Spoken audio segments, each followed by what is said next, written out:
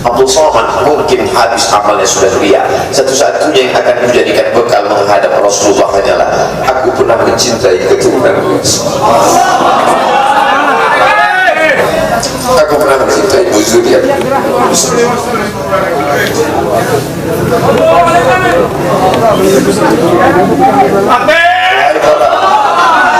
Wahai para pelaku pembuat dosa, wahai para pezina, wahai para peminum khamar yang belum bertaubat, kalau kalian belum sanggup untuk berbuat baik, kalau kalian belum mampu untuk beramal saleh, paling tidak jangan kalian sakiti zuriat Rasulullah.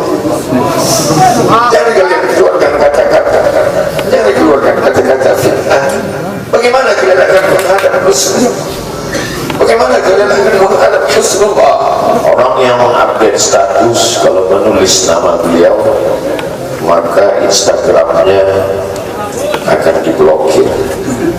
Hanya menulis namanya saja, maka Facebooknya akan ditutup. Orang menjadi takut untuk menjenguk beliau, kecuali orang-orang yang takutnya sudah dihabiskannya untuk Allah Subhanahu wa Ta'ala. Apa dosanya? Apa salahnya? Berapa triliun negeri ini pernah dirugikannya? Berapa sumber daya alam, minyak, batu bara, nikel, uranium yang pernah dijualnya ke luar negeri? Berapa BUMN perusahaan yang pernah dijualnya aset-aset negara? Ada yang pernah dijual? Dia hanya mengajak anak muda yang selama ini pecandu narkoba menjadi bertaubat kepada Allah. Dia hanya membangkitkan semangat anak muda yang selama ini berzina menjadi orang-orang yang takut kepada Allah. Dia hanya mengajak mereka yang memakai baju hitam, pakaian hitam berubah menjadi pakaian putih. Mereka berusaha untuk memutihkan catatan amal baik mereka di hadapan Allah. Dia hanya menyadarkan umatnya supaya sadar bahwa politik itu penting. Angkatlah pemimpin yang adil dan amanah. Dia hanya sedang mengajak umatnya supaya jangan memilih pemimpin kafir. Salahkah perbuatannya? Tidak. Dia tinggal negara demokrasi. Dalam dunia demokrasi, siapapun berhak untuk mengajak menyuarakan kebenaran. Dia tidak melawan sultan, dia tidak melawan ulil amri, dia tidak melawan siapapun. Dia hanya melawan ketidakadilan. Hari ini saya berangkat setelah sholat subuh menuju airport, naik pesawat. Setelah naik pesawat, naik mobil. Setelah naik mobil, jalan macet, saya mesti turun naik sepeda motor. Setelah naik sepeda motor pun juga tidak bergerak, jalan kaki. Akhirnya sampai kemana? Dalam hati saya berkata, celaka betul orang yang mengatakan kemarin katanya tidak ada yang menyambutnya. Sudah 3 hari, saya pikir 3 hari tidak ada orang lagi, saya akan datang bisa duduk berdua dengan beliau. Saya tidak datang mau ceramah, saya tidak datang mau tausiah, saya tidak mau tabligh akbar. Ternyata yang menyambutnya seramai ini, sebanyak ini, orang berjalan kaki, anak-anak muda berjalan kaki, orang tua, ibu-ibu duduk di pinggir jalan. Apa yang membuat mereka datang kemari? Satu, cinta. Lagu baru ni aliha ahabu ilayya wa asfali malwaha, kata Qais. Debu yang menempel di sandal Laila lebih dapat menghilangkan rasa sakit dan duka. Hanya cinta kepada Laila, apalagi cinta kepada zuriat Nabi Muhammad SAW. Andai engkau orang alim, andai engkau hafal kitab, andai engkau mengerti kitab kuning, banyak ilmu, tapi ada kebencianmu kepada ahli bait Rasulullah SAW, hilang keberkahan hidupmu. Andai engkau punya derajat seperti seorang wali, andai engkau diangkat Allah sebagai wali, maka jatuh derajat kewalianmu hanya karena kebencianmu kepada ahli bait. Apa kata Kiai Haji Maimun Zubair? Ahli bait itu seperti Quran yang lapuk. Andai ada ahli bait itu yang nakal, yang jahat sekalipun, dia tetaplah seperti Quran yang lapuk. Quran yang buruk, andai titiknya sudah tidak ada lagi, takkan mungkin kau akan buang. Kau tetap juga akan jaga dia, kau akan cium dia. Kenapa? La yamassuhu illal mutahharun. Allah yang mensucikan. Seorang sahabat Nabi disuruh membuang air bekas daripada bekam Rasulullah SAW SAW, buanglah ini, kata Rasulullah. Lalu kemudian beliau pergi ke belakang. Setelah itu dia datang lagi menghadap Rasulullah SAW. Rasul tahu apa yang dia lakukan, karena Nabi dapat wahyu, Nabi terbuka hijab. Tapi Nabi ingin bertanya kepada dia. Bukan Nabi tidak tahu, Nabi tahu, diberikan Allah pemberitahuan. Nabi ingin memberitahu siapa yang tidak tahu. Kemana darah bekam tadi kau buat, kata Nabi. Ku minum ya Rasulullah. Mengapa engkau minum? Karena aku tahu bahwa darah yang mengalir dalam diriku membuat aku haram tersentuh api neraka. Mengalir darah itu dari dia kepada Sayyidatuna Fatimah, dari Fatimah kepada Sayyidina Al-Hasan, dari Sayyidina Al-Hasan ada juga kepada Sayyidina Al-Husain, dari Sayyidina Al-Husain kepada Sayyidina Ali Zainal Abidin, dari Zainal Abidin kepada Sayyidina Muhammad Al-Baqir, dari Sayyidina Muhammad Al-Baqir mengalir darah itu kepada Sayyidina Ja'far Sadiq, dari Ja'far Sadiq mengalir kepada Sayyidina Ali Al-Uraidi, dari Ali Al-Uraidi mengalir darah itu kepada Sayyidina Muhammad An-Naqib, dari Muhammad An-Naqib mengalir darah itu kepada Sayyidina Isa sampai kepada Sayyidina Ahmad bin Isa Al-Muhajir.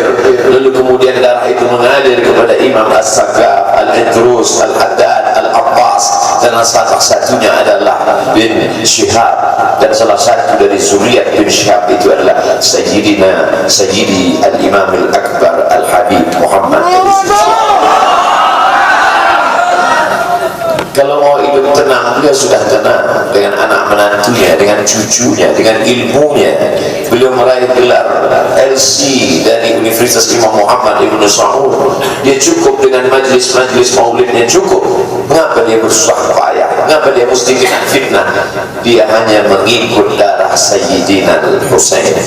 Kalau mengikut Sayyidina Al-Hasan lembut, mengikut Sayyidina Al-Hasan lembut sentuhannya, maka para ahli bait ini mengikut dua aliran, Sayyidina Al-Hasan dan Sayyidina Al-Husain. Kedua-duanya saya cintai. Habaib yang mengikut Sayyidina Al-Hasan, saya datang, saya cium tangan mereka, saya bersilaturahim, lembut gaya mereka. Tapi mereka semua mengajak untuk mencintai Sayyidina wa Maulana Muhammad sallallahu alaihi wasallam. Tapi ada yang seperti Sayyidina Al-Husain menggelegar suaranya, dia huluskan pedangnya untuk musuh-musuh Allah. Keduanya adalah sama-sama diridhai Allah. Innal Hasan wal Husain sayyida syababi ahli jannah. Yang mencintai Sayyidina Al-Hasan, mencintai Sayyidina Al-Husain, yang mencintai zuriat mereka, keturunan mereka, maka dengan cinta itu bekal kita menghadap Rasulullah SAW.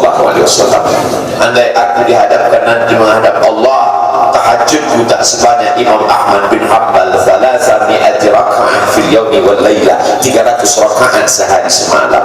Andai aku dihadapkan kepada Rasulullah SAW, maka jihadku tidak sebanyak Sayyidina Khalid bin Walid.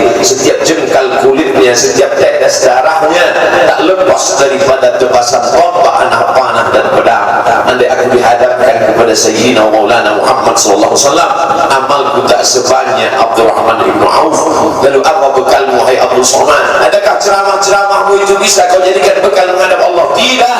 Sebagiannya sudah diambil oleh tatapan mataku melihat berapa subscriber, follower dan viewer. Abdul Somad mungkin habis amalnya sudah ria. Satu-satunya yang akan menjadikan bekal menghadap Rasulullah hanyalah aku pernah mencintai keturunan.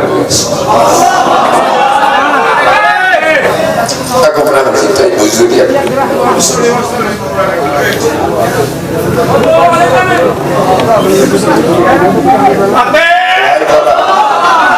Wahai para pelaku berbuat dosa, wahai para pezina, wahai para peminum khamar yang belum bertaubat, kalau kalian belum sanggup untuk berbuat baik, kalau kalian belum mampu untuk beramal saleh, paling tidak jangan kalian sakiti zuriat Rasulullah. Jangan kalian keluarkan kata-kata, jangan keluarkan kata-kata fitnah. Bagaimana kalian akan menghadap Rasulullah? Bagaimana kalian akan menghadap Rasulullah? Pada saat itu seluruh umat berkumpul menghadap Nabi Adam alaihissalam. Kami tidak sanggup berdiri di padang mahsyar ini, wahai Adam, menghadaplah kepada Allah. Kata Adam, aku tidak sanggup menghadap Allah, karena dulu Allah berkata, la taqrabu hadhihi syajarah, jangan kau dekati pohon kuldi ini, tapi aku malah makannya, ya Allah. Mereka datang menghadap Nabi Nuh alaihissalam. Kata Nabi Nuh, aku tak sanggup menghadap Allah karena anakku durhaka. Sa'awi ila jalalin ya'simuni minal ma', aku akan naik ke atas bahtera perahu yang bisa menyelamatkan aku dari air. Aku tak sanggup menghadap Allah, kata Nabi Nuh alaihissalam. Mereka menghadap kepada Nabi Musa, aku tak mampu, kata Nabi Musa. Mereka menghadap kepada Nabi Isa, aku pun malu kepada Allah karena mereka jadikan sembahan di atas muka bumi Allah. Mereka hanya mampu menghadap Sayyidina Maulana Muhammad sallallahu alaihi wasallam.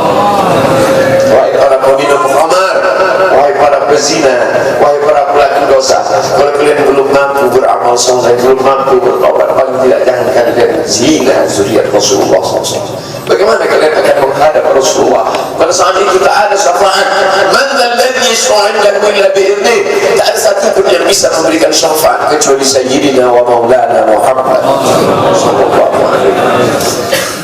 Wahai para pemimpin yang hari ini kau dititipkan amanah kekuasaan, beberapa hari ini kau lihat apa yang dilakukan orang pada Donald Trump.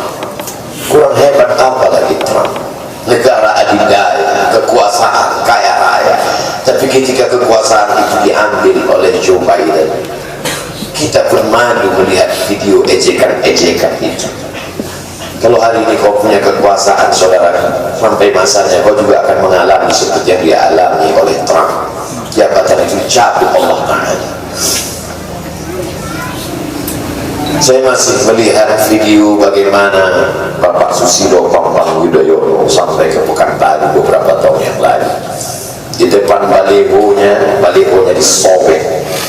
Beliau jenderal, ganteng, punya partai, tapi setelah kekuasaan itu tak ada di tangannya, difitnah, dibuli, balihonya disobek.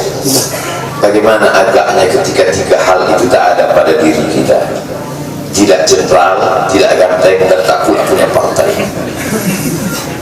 Fakta biru ya ulil absar. Menangkap ikan di Bukit Selasih. Demikian, terima kasih. Assalamualaikum warahmatullahi wabarakatuh.